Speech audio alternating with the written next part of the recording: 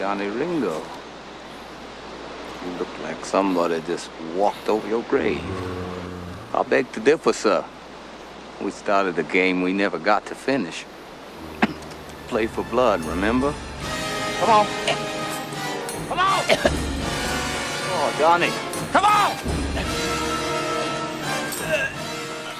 You know Daisy. You know Daisy at all.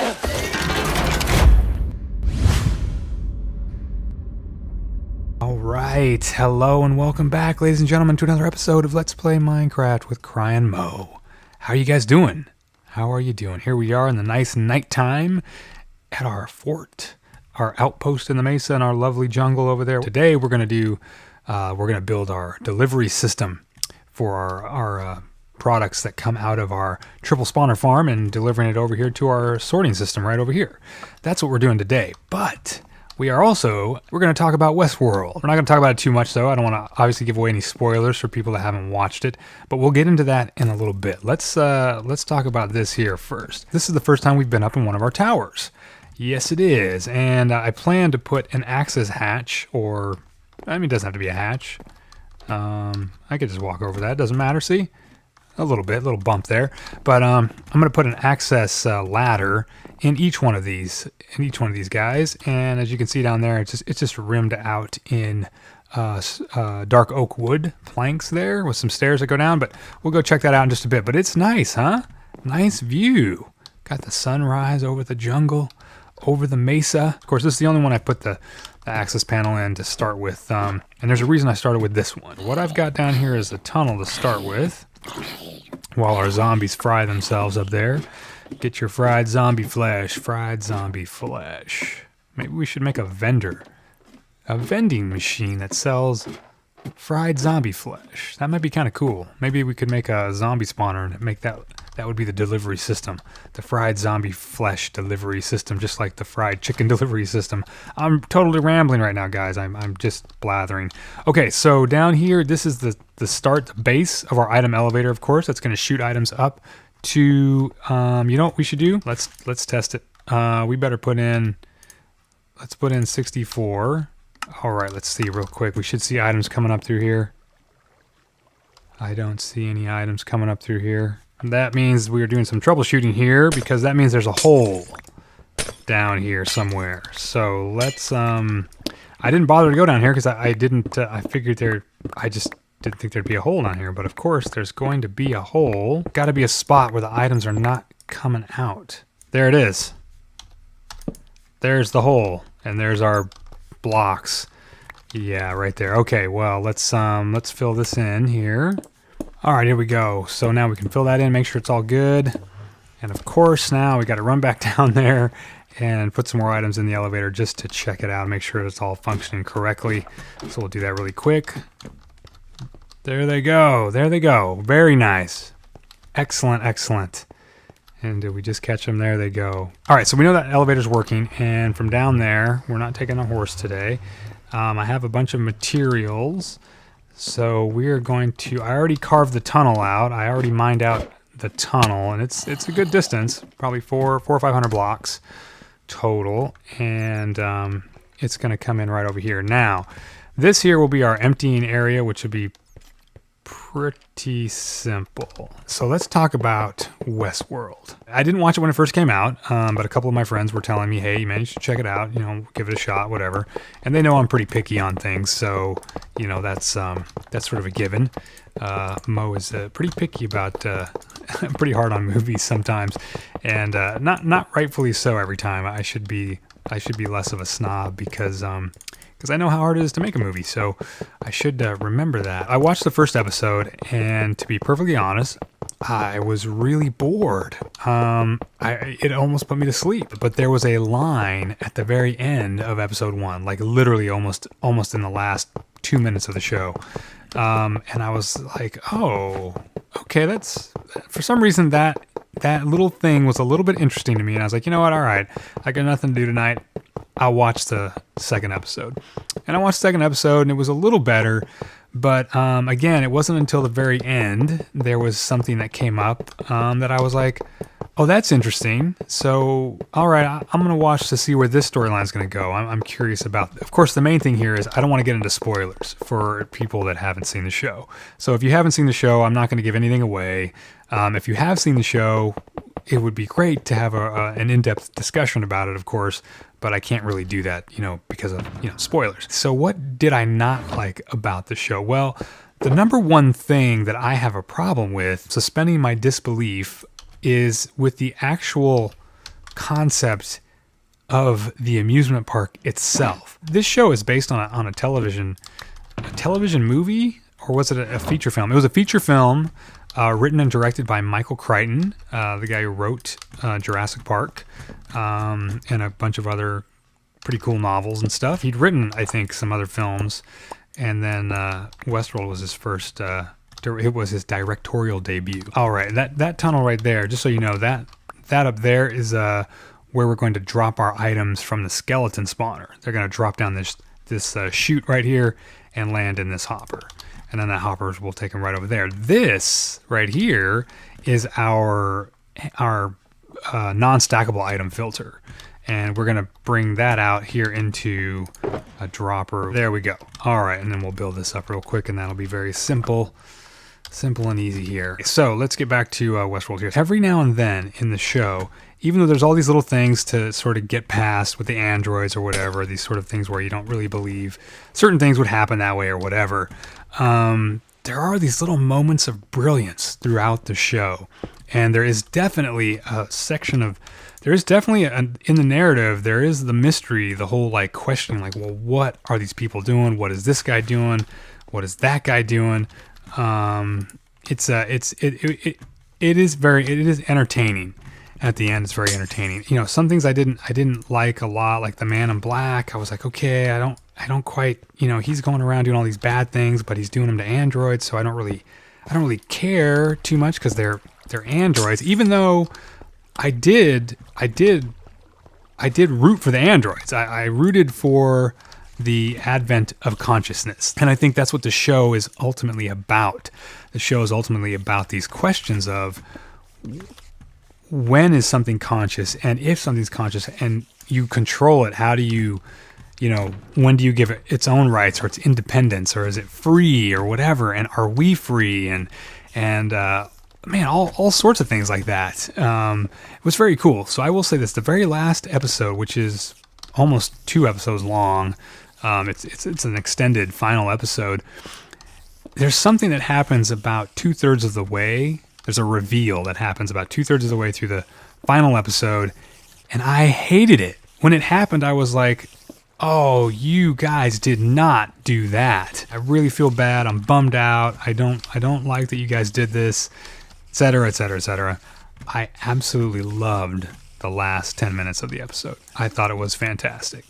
So I was very, so in the end, I did enjoy the show. I would recommend it, just with a few caveats. Like I was saying, like you just got to be able to get through, you got to be able to suspend your disbelief about a couple of things. As long as you can do that, I think you'll be okay and you'll dig it. And there are definitely all sorts of things to discuss once you see the show. There are definitely things that come up that you can discuss with family and friends or whatever. I really like the Dolores character. I love the Maeve character. I love the Bernard character, and all these things. You'll definitely, if you watch the show, you will definitely find out who all those characters are. So yeah, in the end, I was a fan. Overall, very good. Overall, I liked it, and I thought it was a fun ride. So I would recommend it. I would recommend WestWorld if you guys are looking for something new to watch. All right, well, here's what do we want to have happen here? So we have items dropping down from the skeleton farm here. We have items coming in from the spider farm here. They're all going to converge into this hopper right here, and then we're going to go and put them into a minecart chest, send that off down the track, and empty it at our storage unit over there, and then send the empty minecart with the chest back down the track and park it here until it's full. Now, the idea the concept I want going here is we don't want to send the minecart until it's actually full. We don't want it to pick up like, 5 bits of string, some arrows, some bones, and then go down there and then come back and pick up 5 more bits of string and 5 arrows and 5 bones and then go down there and come back. We don't want to do that because we don't want the minecart running constantly. We want the minecart to fill all the way up, then go, come back, and wait until it fills all the way up. Now, a detector rail can read a minecart with a chest with a comparator.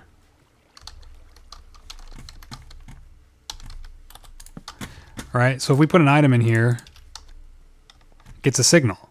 It has to be on a detector rail. If this cart is not on a detector rail, this won't read anything for whatever reason.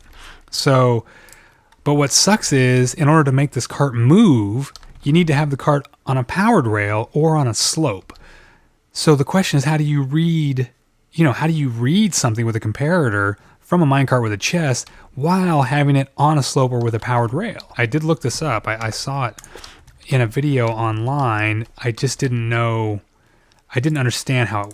I didn't really believe that it worked this way until I tried it out. We need a powered rail to go up on an angle here. We want our hopper to be on top of this cart here. A minecart with a chest will come in here and it's going to roll up here, but we have to stop it here. We have to trap it. And the way we trap it is we will put a sticky piston here with a fence right there. Let's power this really quick.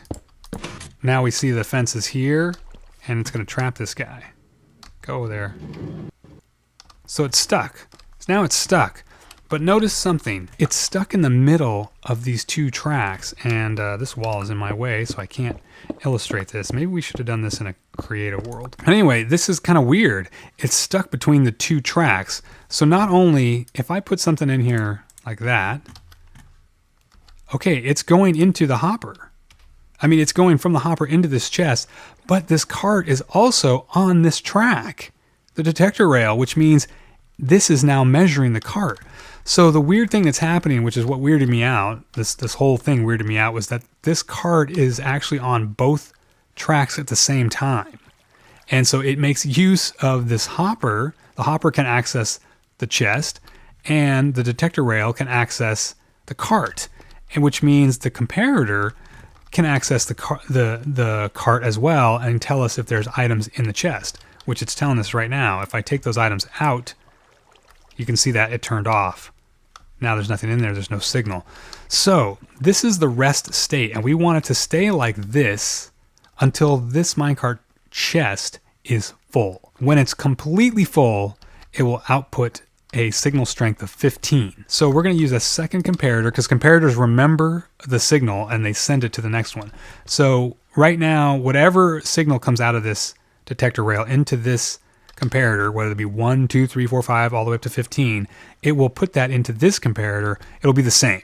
So if this is a signal of 1, it'll light this up, and this comparator will be a signal of 1. When this becomes signal strength 15, we want the piston to retract and let the cart go. And then we want it to come back. So we want it to just be a pulse. The comparators have that weird side function, which means they will compare 2 signals. That's why they're called comparators. So what we're going to do is we're going to send a full signal strength into this comparator. Now, this comparator is not going to do anything. It will not power until it has a signal equal to or greater than this signal. So if I put in some items, see that comparator is sending out a signal of like 1 or 2 maybe, and this comparator is not lighting up because it's already got a full signal coming into the side. So it will only light up when this chest is full, and then it will fire. It will take that signal 15 and go, hey, 15 is bigger than this 14 or equal to it. Now we can kick a signal out, and that's of course when we want to turn to retract this this piston, a torch like that. And I believe that's all we have to do, because now let's send this back over there. It's going to be a little tricky to show because I don't want to necessarily fill this cart all the way up. We're going to create the equivalent of a full power signal. We're going to put a torch right here and see if that makes that fire, right? There we go. See that? So that's a full strength signal. It overrides that one. It powers that. Boom, it goes in there. So that's going to be the same thing that will happen when this chest is full of stuff. This is a very simple unloading station. All this does is when a minecart comes in, if there's an item in the hopper, meaning when a minecart with a chest rolls over, drops an item, that will power this comparator, which will turn off the torch, which will turn off the power to this track, holding the minecart here until there's no more items coming out, which will then reset it to this state right here, and it'll turn that on, kicking the minecart down that away. So let's try it out here real quick as a test, so we can make sure it's functioning correctly here, and then we should see them go up there. Yep, holds it, starts to kick them out, and it's draining, and off it goes, and it'll send it all the way back down to our spider farm. Okay, so I've been here for a long time actually. I went out and got some lunch, and I forgot about the max cramming rules. So that's why we never have a whole bunch of skeletons in here. And yeah, I forgot about that. Okay, so I'm gonna run over and we'll check and see if our sorting system has any of these new, any of the new items, the string, spider eyes, the bones, and the arrows. And we'll see if they picked any of them up, because hopefully things have been working right. I have no idea how the game works insofar as, you know, we send a minecart all the way over there. Obviously, these are unloaded chunks. Run faster. All right, let's see. What do we got here? So, nothing. This is very, very disappointing. All right, so very, very curious here. We are full up. We got plenty of stuff in here. I mean, we have a ton of stuff. I've probably wasted a whole bunch of string and everything because they've been sitting there in the water. So this chest is full. And you're like, all right, well, why didn't it go? And this hopper is full. Why didn't it go? The chest is almost full. Guess what? Guess what happened? This stack of arrows is not finished filling up. It's only half full. Everything else is full. But in the hopper, there's no more arrows. So that is an interesting problem. Here's a redstone world. So let's put this down.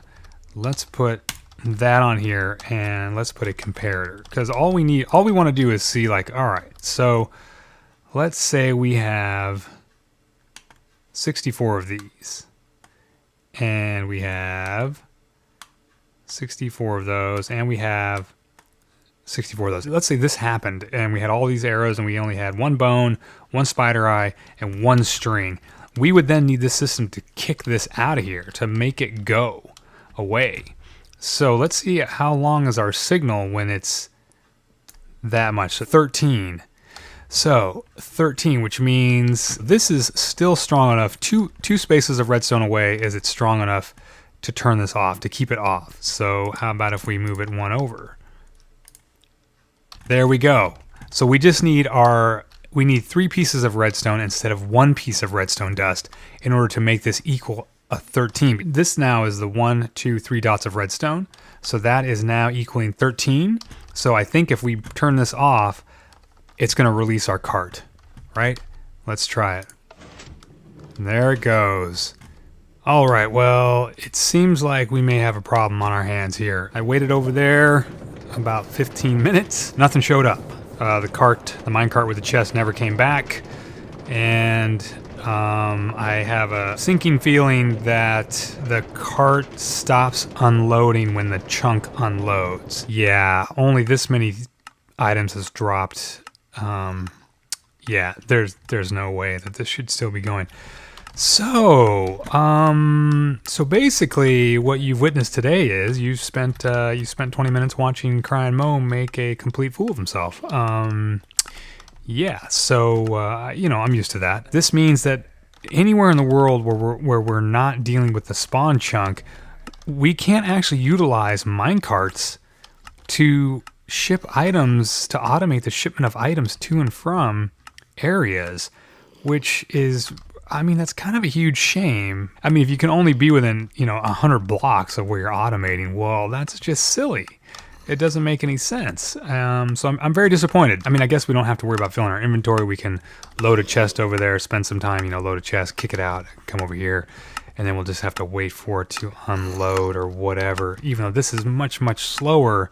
I mean, we might as well just fill up a shulker box and send it over here. At least we know we made something that functions, and at least, you know, you can use this thing and the minecart filling station over there. At least that technology you can use, or that design you can use if you need it somewhere. Especially if you were mining something somewhere and you were sending the minecart back to your spawn chunks, then this would be a viable option. There it goes. Very cool. Let's follow it. Here we go. This would be a viable option because the minecart will go into your spawn chunks. It will unload and get sent back to you. So you could definitely use this. Like, I could use this system, you know, maybe over in the sand quarry where I've been mining all the sand, which is over by the villager career center. So it's not a completely valueless system or idea that we did it. I do want to build a trail out here for the horse to ride. All this here, you know, this route that we follow down through here, and it can kind of, you know, kind of cruise out through here. We want to take the bridge. We want to build a bridge here and everything because we need a horse to get back and forth. And we can put a minecart track alongside of it, so it does have that Old West feel where it's a minecart track is following a trail. So we can do that. That'll be something we can build aesthetically. And, you know, we chalked this one up to a learning experience where, yeah, we learned that it was a waste of time to build a minecart loader and unloader, which some of you watching probably, you know, knew that going in, and you probably at the top of the episode were going, oh man, this is just doomed to be a useless device. It's not entirely useless. We can manually send a cart, you know, back and forth, and it can dump into the system, and that's fine. Not a big deal. That's okay. I'm glad we built it there. I'm glad I learned that. I'm ultimately glad that I learned the thing about how to, you know, activate a minecart when it's full, and that whole thing about the signal detection coming off of a detector rail and all that stuff. So that's of some value. Well, thank you for hanging out. I'm sorry it was such a bummer of an ending. You know, take the value from it what you will, and we will see about doing something else better in the future. But you know, this is CryinMo's show, man. It's all about learning and doing things wrong and then figuring out how to do things better. So anyway, guys, I hope you had an okay time. I had a great time anyway, because no matter what, even when I make mistakes or learn things new in the game, I'm always having fun. It's Minecraft. I love it. So thank you guys for hanging out. Thank you for all the great comments that have been coming in lately. I love it. Love talking to you guys about different things. And all right, I will talk to you guys soon. Take care. See ya.